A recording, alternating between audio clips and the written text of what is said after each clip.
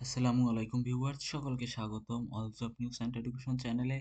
চলে আসলাম নতুন একটি ভিডিও নিয়ে। আজকে ভিডিওর বিষয় হচ্ছে খুলনা বিশ্ববিদ্যালয়ে আপনারা কিভাবে আবেদন করবেন। ফুল প্রসেস দেখিয়ে দেব আমার এই ভিডিওর মাধ্যমে। অনেকেই কমেন্টের মাধ্যমে জানতে চেয়েছিলেন কিভাবে খুলনা বিশ্ববিদ্যালয়ে আবেদন করতে হয়, ডিটেলে একটি ভিডিও আপলোড করে দিন। তো এই জন্য কিন্তু আপনাদের সামনে এই ভিডিওটি নিয়ে আসছি।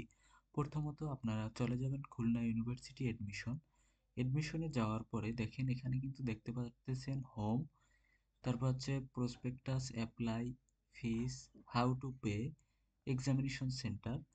এই উপরে এগুলো যে শো করতেছে না, আপনি এখানে অ্যাপ্লাই বাটনে চলে যাবেন। অ্যাপ্লাই বাটনে যাওয়ার পরে আপনাদের দেখেন এমন একটি ইন্টারফেস চলে আসবে।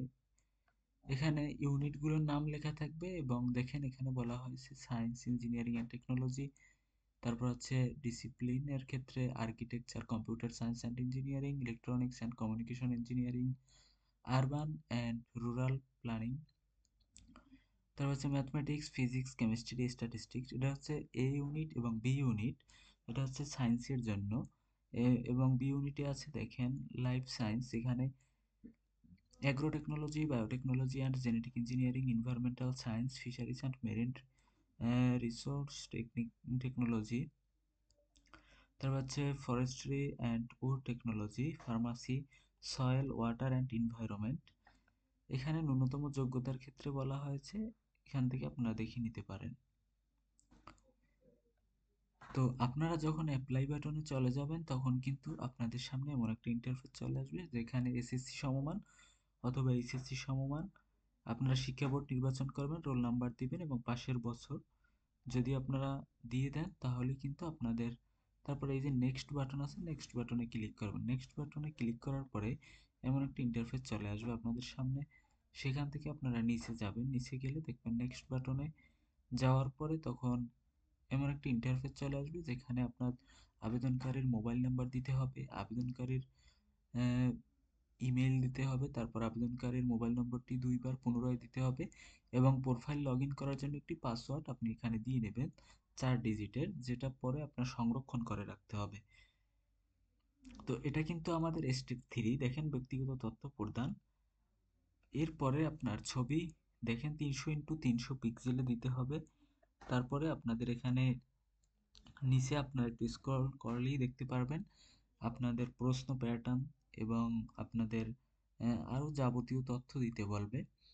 এবং পরবর্তী স্টেপ দেখেন 4 নাম্বার স্টেপে কিন্তু আপনাদের সামনে এটা শো করবে। তারপর একটু আপনারা এক নজরে দেখবেন যে এটা ঠিক আছে কিনা।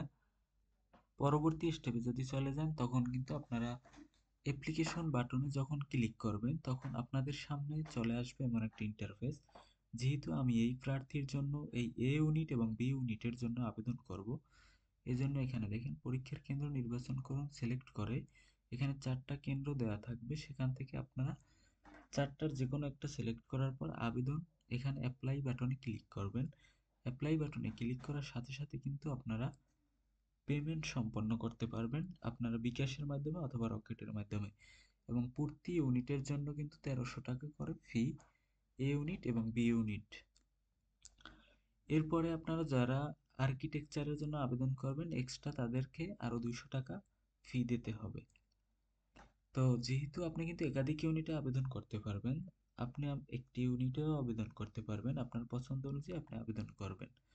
এরপরে দেখেন এখানে কিন্তু ফিস উল্লেখ করা আছে এবং পেমেন্ট স্লিপ। এখানে পেমেন্ট যখন আপনার সম্পন্ন হয়ে যাবে তখন এখানে কমপ্লিট দেখাবে এবং এখান থেকে আপনারা স্লিপটি ডাউনলোড করে নিতে পারেন। তো এই ছিল সম্পূর্ণ প্রসেস। দেখা হবে পরবর্তী কোনো ভিডিওতে, সঙ্গে থাকুন আমার চ্যানেলের। ধন্যবাদ সকলকে।